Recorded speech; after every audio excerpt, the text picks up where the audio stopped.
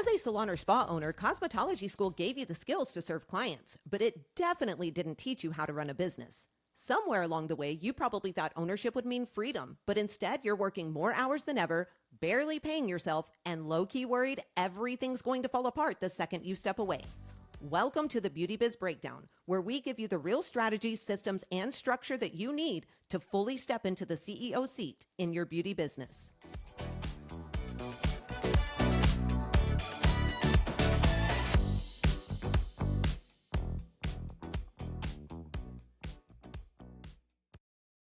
Hey, welcome back to the Beauty Biz Breakdown, the go-to podcast for salon and spa owners who are ready to build a more profitable, more predictable beauty business. I'm Brie, and as always, I've got my co-host Chandra here with me today. Hey, girl.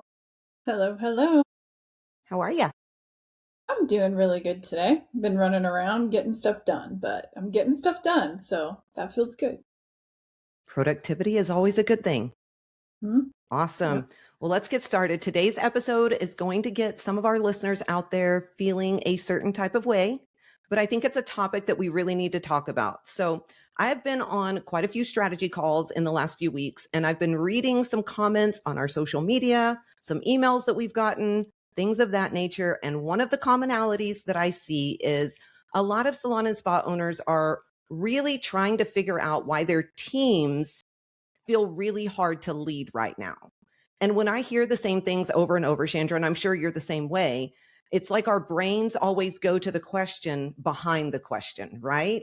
Because yes, we can talk about our teams all day long, but there's another side of this that owners have to be willing to look at if they really want to find the answer. So Chandra and I want everybody out there listening today to ask yourself a simple question, and don't answer it super fast. Really think about it.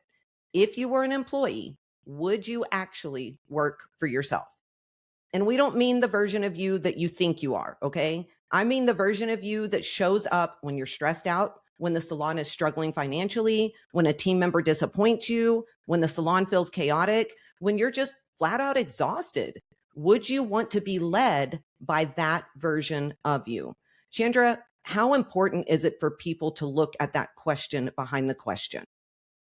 I think it's really important because I think what you perceive sometimes of yourself is how you're leading or what you think the way you think you're coming across is not always the truth. And so I think when you have to really kind of dive deep into that question and start thinking about those things, you might realize maybe you're doing some stuff that might not be the best. Yeah, 100%. And it blows my mind because something that you and I notice about salon and spa owners all the time is they're really quick to say, my team just doesn't listen, or they don't care, or they never follow through, or they don't respect me. And listen, guys, we get it. Sometimes that is true. Sometimes you do have the wrong people. Sometimes you have team members who need to be coached, corrected, or maybe even let go. That's the honest reality. But before you make this whole story about them, you really have to think about what it's actually like to work for you, to be in your business with you, and not what your intentions are, not how much you love your team, not how much you sacrificed or how hard you work all the time, just what it is actually like to be on the other side of your leadership. Because that answer, it's going to tell you a lot if you are willing to use it. And it can actually be one of the best moves you make as a salon or spa owner. So really think about that.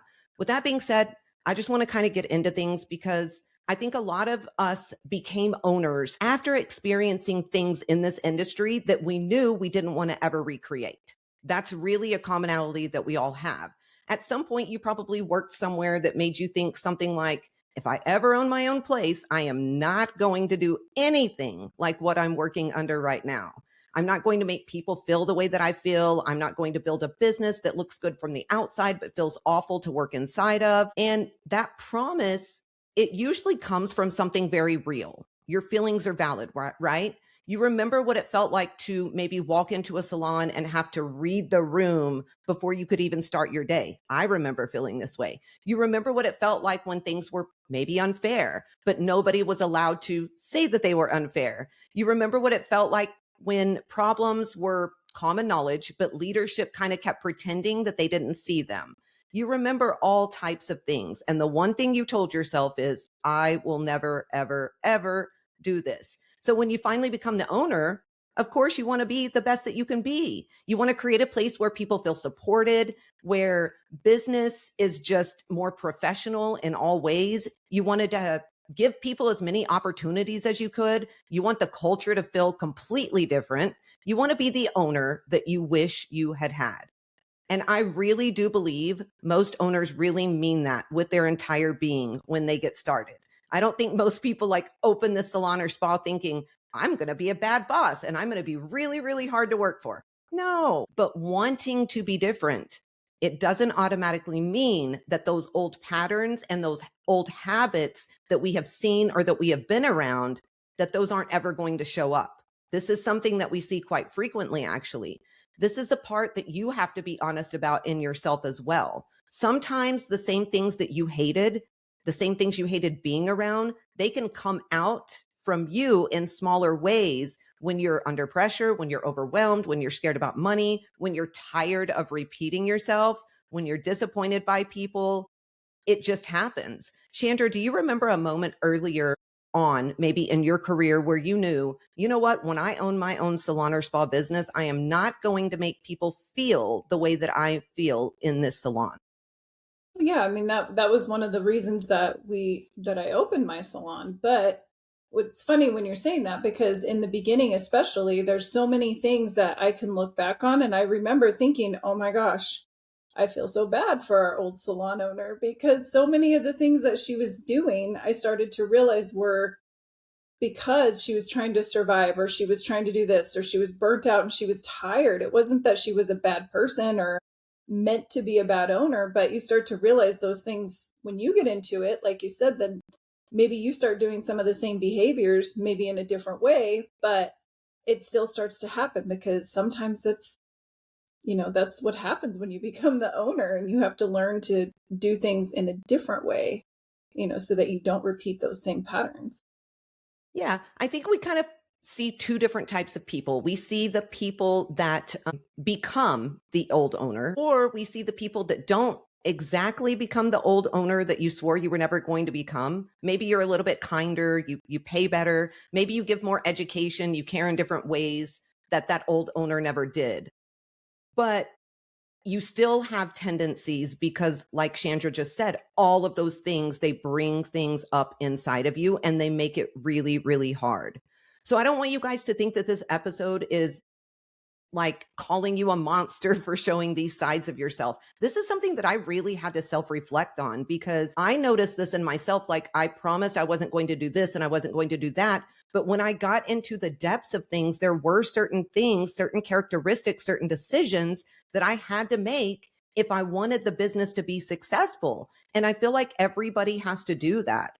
The problem is, I feel like a lot of salon and spa owners, they get really defensive because nobody really wants to look at themselves and say, oh crap, I'm doing a version of the thing that I absolutely hated, right? It That's just not how it happens. It's not always the big obvious stuff either. It's not always yelling or threatening or belittling. I can't talk today, but that's fine. Or just being flat out awful to work for. A lot of times it is the really, really tiny things, right, that we don't do. Chandra, what do you tend to see in owners who say, I opened my salon because I never wanted to be like the owner that I had, but then those small tendencies just really show up over and over again? Yeah, I mean, I think kind of they just didn't realize what it's like to manage a team, and they didn't realize what it's like to go through the things that owners have to go through. And so then they kind of fall into some of those small little habits, and they start doing things in a way that they didn't even expect they would do because they didn't realize what it was like. And I think that's the biggest reason why they kind of fall into that trap and start following some of those same patterns. Yeah, I think for me, one of the things that I see as we're coaching people is one of the things that brings out those small tendencies over and over is the lack of follow through. I think that's a really, really big one. For some reason, salon and spa owners have a really hard time following through. And when we don't follow through, that's when things just start to kind of blow up. You know what I mean? You roll out a new closing procedure or a phone policy or a retail goal, whatever it is. And at first you're on it. You are gung ho. This is how it is. You're reminding people, correcting things, bringing it up, making sure that everybody understands that this is how you're going to do things now. And then life happens. The salon gets busy, money gets stressful, client, issue takes over your brain, whatever it is.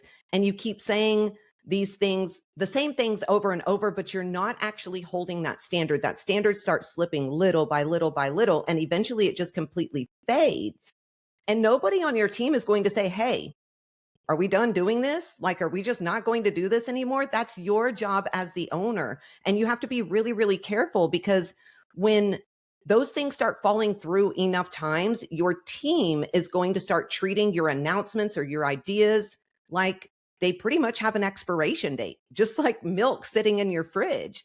And the next time that you roll something out, they may smile, they may nod, they may act like they're on board to do it. But in the back of their mind, they're wondering how long it's going to last. Now, that doesn't mean that they are lazy. It doesn't mean that they are disrespectful. Sometimes it means what they have done is they have watched you start things and drop them so many times that they've just learned not to fully buy in until they see if you're actually going to stick with it. And that's a hard truth to really, take on as owners. And it matters. Follow through is one of the places where people decide whether your word is going to carry weight or not as a leader and as an owner in your business. Chandra, when an owner keeps starting things and dropping them over and over and over again, and guys, we see this every single day, what do you think that does to the team's trust over time? Yeah, I mean, I've even been guilty of that many times. And I think it does. They just start to think that the things that you're trying to do don't matter because you're not going to keep doing it. And even if it's something that they like, they might get excited about it and then you drop the ball. And that's even worse, because if they're really buying into something and they're excited and then it just doesn't happen or it just goes away and, nothing happens, they start to lose momentum. They get deflated and then they don't trust you anymore. They think whatever, she says this stuff all the time and it doesn't matter. Yeah, 100%. I think follow through is one of those things that I told myself that I was going to ensure that I did when I opened my business that I really didn't do in the beginning. I'm very good at it now, but it took a lot of years to get there. I think the second thing that I would think about is the mood piece of it all. And I think a lot of salon and spa owners can relate to this if they are being honest with themselves. We are very emotional creatures. For some reason, every single person that I know that owns a salon or a spa, they're very, very emotional. One of your employees is 10 minutes late. You're having a good day. The business is looking good. You slept great last night. Your coffee's doing what it's supposed to do. You're feeling really good. So you just say, hey, try to be on time next time. And you just move on. Then somebody else is 10 minutes late on a day where you've got payroll. There's no money in the bank. You're stressing out. A client complaint is sitting in the inbox and you just can't take it. And so you have the same behavior, but now that conversation sounds completely different. Your tone sharper, your face says more than your words ever do. The correction carries way more frustration than what it actually deserves. It's just about not being the same and not being consistent and allowing your mood to take over. Chandra, how often do we see this?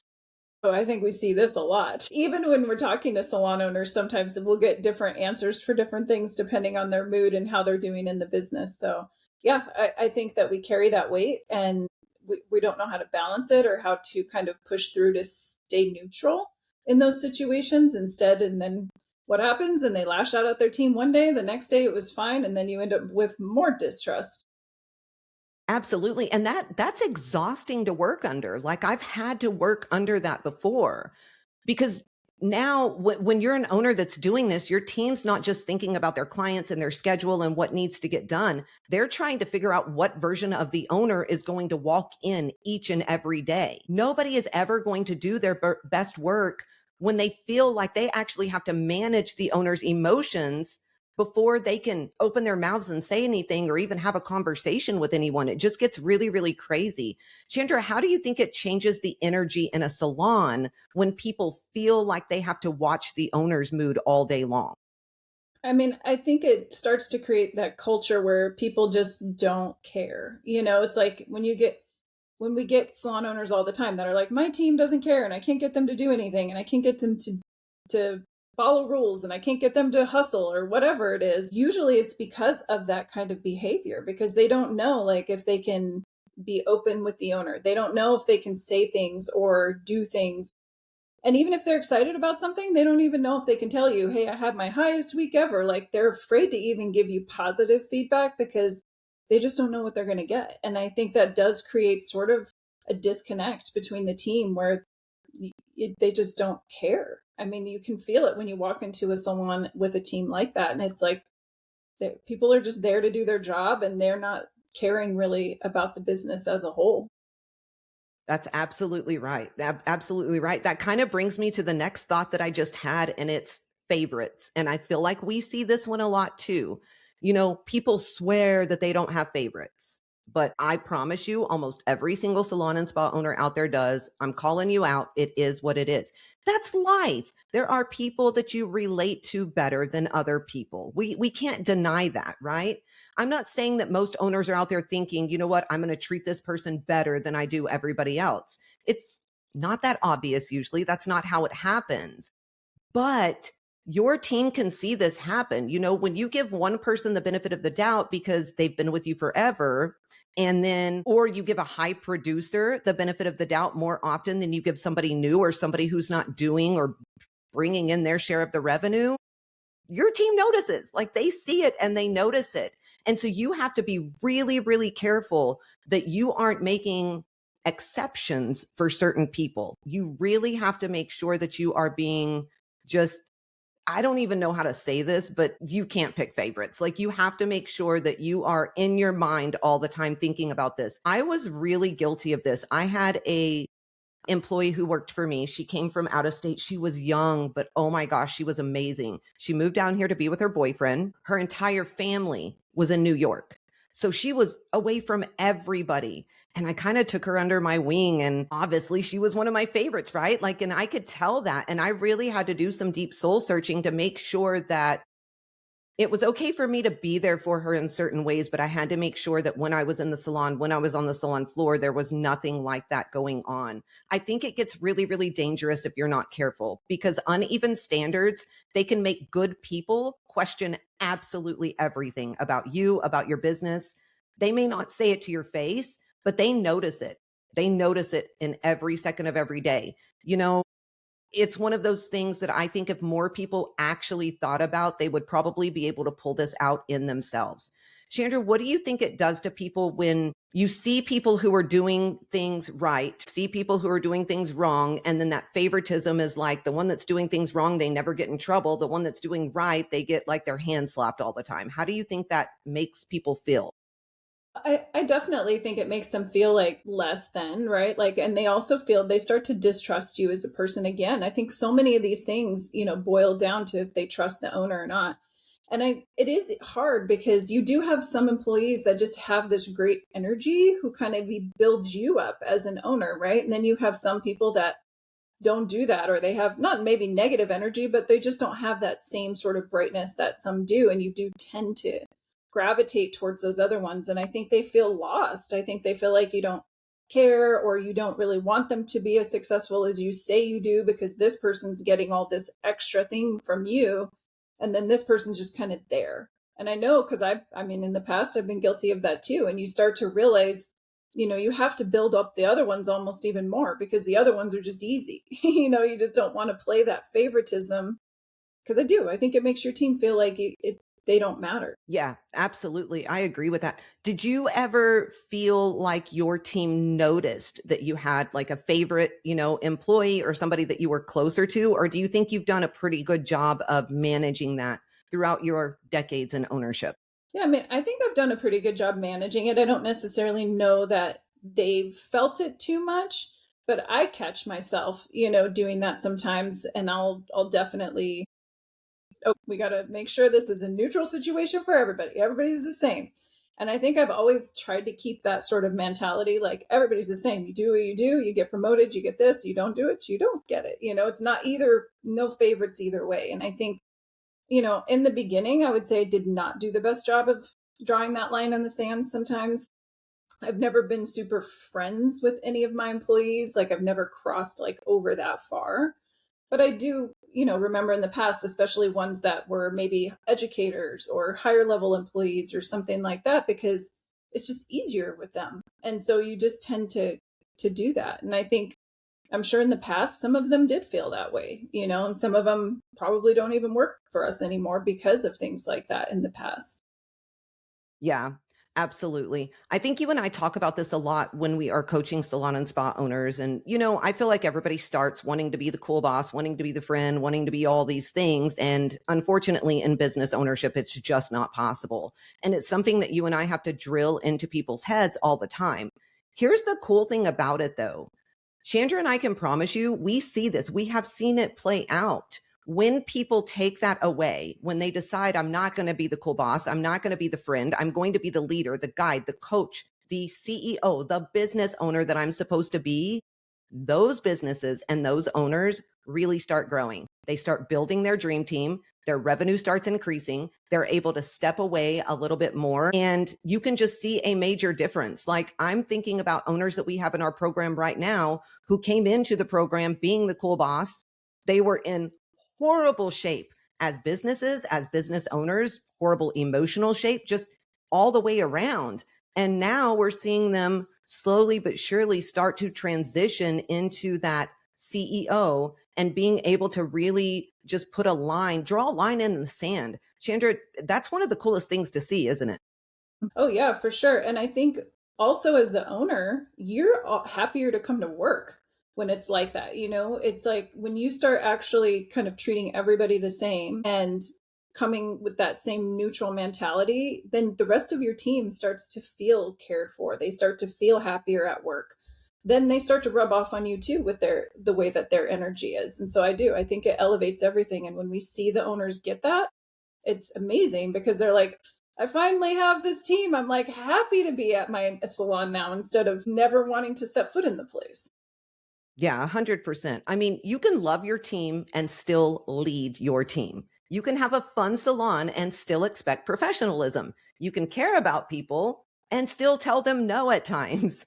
The problem, it's you're going to have problems regardless of what's going on. You have to make sure that that relationship has not gotten so casual or so emotional or so personal that the business side is going to become blurry, because when you do that, you're going to have all kinds of problems. And if you, the owner, have kind of created that dynamic, you're going to have to clean it up if you ever truly want to grow and become the CEO. And honestly, I think scale your business the way that you want to. Chandra, why do you think the friend and boss line gets so blurry in salons compared to other businesses? I just think salon owners don't treat it like a business half the time. They treat it just like a salon, where they were an employee instead of looking at that difference and becoming, they put themselves on the same level as the employees, which you don't want to be like higher than them necessarily in that way. But you are the leader, you are in charge, and you have to carry some of that leadership and that authority, not mean, but that authority so that they see you in that different way. And I think salon owners blur that line because they're just like, oh, or they've worked together for like 30 years. I have people like that too, but it's still a professional environment and it's still, I'm the leader and they work there. And so I think it's just a really, I think they just don't think of it as a business sometimes. And I think that's the biggest reason that most of them have a lot of the issues they do have because they're not treating it like it's actually a real business. I mean, I agree with you on that 1,000,000% because we see this all the time. You know what, though? Sometimes we do see the opposite of that happen too. We see where owners have been burned so many times that they just start leading with like this wall up. They trusted people and got disappointed. They poured into stylists who ended up leaving. They gave chances and got taken advantage of. They believed people who said, all the right things and then did the complete opposite.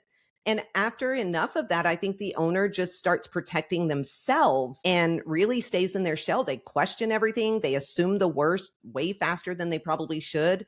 They're just always waiting for the next person to let them down. And I get why this happens to an extent too. It's it's hard, but you have to be sure that you can find that happy medium. I think your team deserves that in so many ways. Chandra, how do you think past team hurt changes the way an owner leads if they don't deal with it and find that happy medium?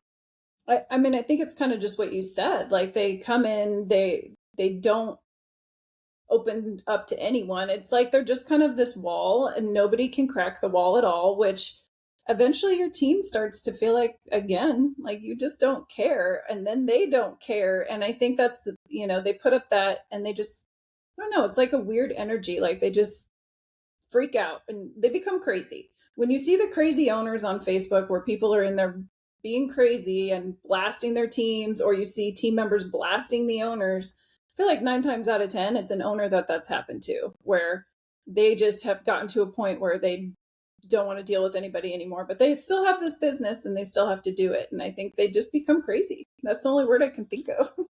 No, I mean that makes sense. It is, and I feel like with salon and spa owners, because like we said earlier, we're so emotional. It's either this side or this side, right? They're very rarely just right here in the center and grounded. That is one reason that I think it's so important to find a support system when you're a salon or spa owner. I really do. Whether it's coaching, whether it's, I don't know, you've got to find something. When you can find other owners who are just not crazy, I guess is the best way to put it, or not over emotional, or you're able to talk with people who understand what you're going through. Sometimes that's all you need to find that middle ground. You're able to vent a little bit without having to do it on social media. You're able to vent a little bit without having to do it to your team. And I feel like you can kind of take that breath and woo-saw and go back into your business and lead the way that you need to lead. Chandra, how important do you think it is to have that outlet as a business owner? I think it's really important because you also start to realize like a lot of the issues that you have and the problems that you have, they're just normal ownership issues. You stop taking things so personal and you realize like this is just kind of comes with owning a business. If I have different employees that are working for me, I'm going to have different personalities, different people, and maybe my systems aren't in place. You get to learn what other salons are doing and you can see like what works and maybe what you should try. And I think it makes you feel like you're not alone. And I think it gives you that kind of clarity to realize like, okay, well, maybe I don't need to be crazy. I can just realize that some of this stuff is just part of ownership, and how I handle it is what's going to make all the difference. Yeah, I agree with that. And the funny thing is, I've been coaching for a lot of years, and I can say this without a shadow of a doubt. Almost every single salon and spa owner out there, they all go through the exact same problems. Maybe at different times, but we all go through the exact same things, the same feelings, the same emotions, the same problems. Like it's literally all there all the time. Guys, this is a topic that you really need to think about. You need to sit down and figure out, would you actually work for yourself? When you can uncover some of these things, you can grow your business in ways that you never thought were possible. I know this sounds like some magic wand type of fix, but that's not what it is. But it works. I'm telling you, when you learn how to lead, guide, coach, direct in the way that you're supposed to, everything in your business can change. And it doesn't take forever for it to change that way either. So the whole point of this episode is just to make sure that you would actually work for yourself as a boss. And really, in order to figure that out, I think we have a few steps that we can share with you, things that we share with our BBA members. And yeah, let's kind of walk through those really quick. First, the first thing you're going to do is grab a piece of paper, and I want you to draw a line just right down the middle of it. So you have two columns. At the top of one column, write boss that I'd want to work for. And at the top of the other, write boss I'd never work for. I'm trying to remember this because we did this so long ago. Then you're going to write characteristics and or phrases for both of those columns. Now, when you start writing these things down, don't just write words like fair or honest or supportive or hardworking. Those are literally just labels, and anybody can put that on themselves. Okay.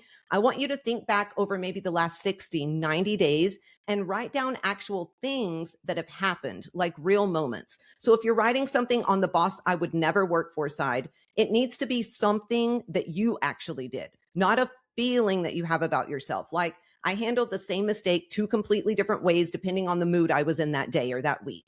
Or I rolled out a new policy and I have not mentioned it in the last 6 weeks. Something like that, right? And then you're going to do the same for the other side. Those are going to go on your list and you need to really look at them. By the time you're done with that, you're not going to be looking at some vague idea of who you hope you are. You are going to be looking at real examples in your own handwriting of both versions of you that have actually shown up in your business. So you're going to have the good things, you're going to have the bad things. Second, I want you to look at the boss that I would never work for side, and I want you to pick one thing, literally just one. I would recommend choosing the one that could possibly be hurting your business or your team the most right now. That's a great place to start. If you don't know which one that is, just pay attention to the things that keep coming up in your business. What has your team brought up more than once? What have you overheard? Because if you're doing your job, you are overhearing a lot in your business. What keeps causing the same weird tension? That's usually the answer to the thing that is hindering you and your team in the immediate. Third, take the one thing you've chosen to work on and tell your team about it. Let them know this is something that you're working on. All you have to do is say something like, hey, I know I have been inconsistent with X thing and I'm working on it. If you see me falling back into that old pattern, please tell me. Let me know. Allow your team to support you and help you. It's really important. And then just give it 30 days. Don't expect your team to completely gain trust again by doing one thing, though. This is where salon owners get so discouraged so fast. You have to think about your life. If something happens in your life and you lose trust in someone that you love, are you going to gain that trust back in 30 days? Probably not, right? It takes time. In fact, it takes a lot of time. And so little by little, you will gain that trust back, but you have to live in reality. Chandra, how often do salon and spa owners not live in the reality? I would say 98% of the time. It's crazy. It really is. I don't know why. We are just different characters. I'm telling you, we're just different. It's so funny. And I've said this a million times, but when I first purchased my salon, I thought it was going to be like any other business that my family and I had owned. I really did. Super simple. I mean, owning a business isn't ever super simple, but pretty easy, right? Like you just go about it, hire people, fire people, do what you got to do, earn money, go on. No, it is nothing like that. So I don't know why it is so different, but I think Chandra always says it best in we never take that stylist mentality cap off. We never look at it from the CEO standpoint. And so we always start from behind. And if we keep doing that, if we don't look at it as a professional industry, we're going to keep having these problems forever. This is an exercise, guys, that you can come back to every quarter. And I think it's important that you do that. Like I would write down these lists and come back to it all the time. Business gets busy, life gets stressful, and it's really easy to fall back into your old ways. And you don't want to do that. So Chandra, if you had to actually do this exercise like on yourself, what do you think would be the hardest thing for you to write down in your 2 columns? Or I guess in the boss you wouldn't want to work for column. I don't even know. I'd have to think about that one. I mean, I think that the hardest thing to write down would be anything that I maybe, let's think, kind of realized that I was doing, but maybe didn't realize I was doing. Because when you start diving into that and you start realizing, like even now, I could even just use an example of recent. Like I rolled out a policy and I just let it go when I thought it was going. And then I didn't realize it wasn't. And I came in and exploded the place. And so, I mean, I think one of those things is like stuff like that, and I realized, okay, it wasn't bad what I did. I didn't do it in a bad way, but it's just, how do I not have this happen again where I have to roll something out and then go in and explode the place. So yeah. And it's hard because you don't realize, that you're doing those things until you sit down and do that exercise. And then you're like, dang it. 100%. I think we all do this. And I think that's why exercises like this, they seem so dumb in the moment, but you can learn so freaking much from them. The only thing that I would say is be completely honest. This is your list. Nobody else is going to see it. So be completely honest with everything that you write down, because if you want to be the best boss that you can be, the best business owner, if you want to be able to step back and not have to live in your business 24/7, you're going to have to hold yourself accountable, admit to the things that you are doing wrong and fix them. Because if not, you're going to be on that hamster wheel where you never get out of. All right, before we wrap things up, let's get into this week's listener question. It came from a listener in Aberdeen, South Dakota, who says, I own a suite rental salon with about 15 people renting from me right now. I've got room for 20 more. I built systems that everybody has to follow, and everyone gets booked through one CRM system at my front desk. My business coach told me this is how I'm supposed to do it, but I keep seeing stuff online saying this isn't legal. I'm so confused and I don't know what to do right now. Chandra, what you got? Yeah, I mean, as far as actually being legal, you might be able to answer that better because I don't know that that's necessarily specifically a situation that I would say was illegal, but I would say that you really shouldn't be doing that. If you have a rental salon, you have to really, or suites or whatever it is, you have to really think that, or you have to understand that these people are their own entity. They're their own business. You should not be responsible for anything that has to do with their business. And I think taking that on for all of those people could be a liability to you in a way because you're not really allowed to be part of their business, right? You're the landlord. You rent the space, that's it. Like any systems you have, I mean, you could have maybe some standards of like if it's a salon or separate suites of cleanliness or something like that, but you really can't expect or ask them to follow anything specifically.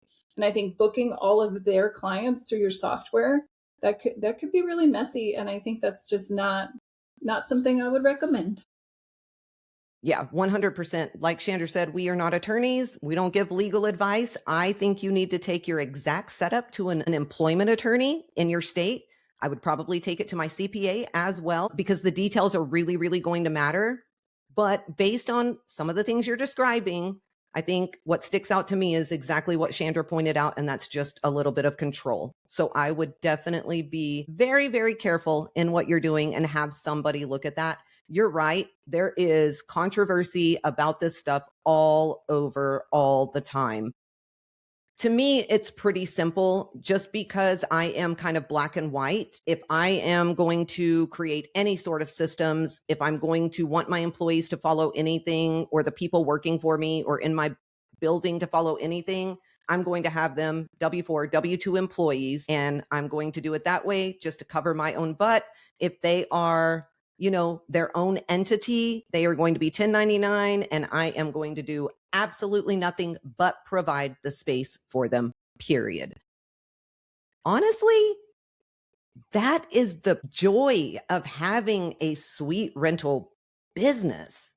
Like, why would you want to put all of that extra on your plate when you don't have to? Now, I'm not saying that I agree with that being the best model for salon and spa owners, but if that's the way you choose to go, don't put yourself underwater for crap that you don't even have to do. You collect that rent, make bank, do your thing. What do you think about that, Chandra? No, I agree. I was actually thinking the exact same thing. I'm like, there's always two different salon owners, right? There's the ones that want to have the rental style model, and there's the ones that want to have employees. And I think if you chose to do it the other way, the rental model, the beauty of it is you don't do anything but collect rent checks. And I think that just seems bonkers to me that anybody would want to get control or be involved at all if that's the model that you choose. Nope, I absolutely agree. So something to think about, definitely get that to an employment attorney, your CPA, have them look at everything. Don't just believe everything you hear online, like do your due diligence, but really, really think about longevity wise and what your vision and your mission is for your life. Because I'm telling you right now, if I owned a suite rental salon, booth rental salon, I would collect that check and go about my day every single second. So just some words of wisdom from those of us that have been through it. All right. So as we wrap this up, I want you to really, really think about something. If one of your best people was sitting in their car after work, they were exhausted, they were frustrated, they were trying to decide if they maybe still see a future in your business, what do you think they would say about working for you? Not what they would say to your face, not what they would say in a team meeting, none of that. I mean, what would they say if they were being completely honest with themselves? That's really, really important. Would they say, I love it here. I feel supported. I know where I stand. I know what's expected. I trust the person that's leading me. Or would they say, you know what? I love my clients, but I don't know how much longer I can do this. That's the part that a lot of owners miss sometimes. People can love their work and still get tired of the environment that they are in. They can love the clients and still question the business. They can care about you and still feel worn out by the way things are being led. That's one of the things salon owners always think because somebody leaves, that means they're hated. That is not the truth at all. Sometimes the team member that you think is fine is the one who has already started emotionally leaving too. So you really need to think about that. I don't want you guys to walk away from this episode thinking about every person on your team who needs to change. I want you to walk away thinking about the version of you that your best people have to work under every single day and how you can make the version of you better every single second of the day. That's what's really the most important thing. Chandra, any last words? No, I mean, I think that's 100% accurate. I think if you start taking these steps and you start doing these things, if you realize that maybe you wouldn't work for yourself, I think you'll be pleasantly surprised at how just those small things change your culture like quickly. And so it takes a long time, like Bree said, but little things, you start to see those shifts happening as soon as that trust starts to come back. Absolutely. The people on your team aren't just asking if they can work for you. They are asking if they want to keep building their future underneath you as the leader. That answer is really being shaped every single day by the way you show up and the way that you lead. So if this episode got you thinking, oh crap, there are some things that I really need to look at, then look at them. Take the time, look at them, fix them. Don't push them off. Don't make excuses for it. Don't wait until it becomes a bigger problem. This is the stuff, like Chandra said, that changes the business when you are actually willing to deal with it. If you guys need help sorting through what actually needs attention in your beauty business, whether that is understanding your numbers, evaluating your team culture, figuring out where your leadership is breaking down, building systems that are going to actually support you, or maybe just figuring out what your next move is, this is what we specialize in at the Beauty Biz Agency. Head over to our website, thebeautybizagency.com, and grab some of our free resources or check out our coaching options.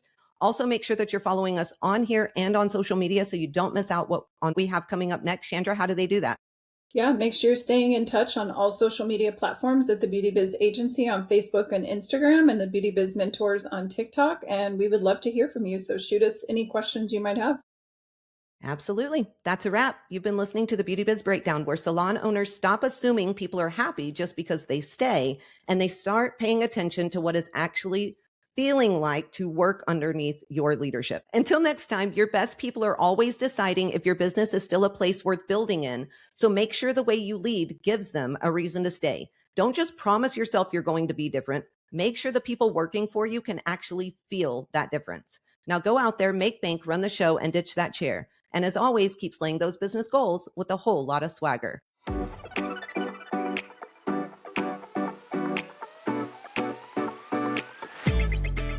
If this episode lit a fire under you, don't just walk away and let it die out. Deep down, you already know where you want your business and your life to go. And the truth is, the only thing standing between where you are and where you want to be is a real plan to get you there. That's exactly what we help you build. So if you're ready to stop trying to figure it out on your own, head to thebeautybizagency.com and book your free strategy call. That call can give you the clarity that you've been needing and a real plan to move your business forward. Because at the end of the day, the only thing standing between you and the salon business you've been dreaming about is whether or not you're willing to take the action and the steps in order to build it.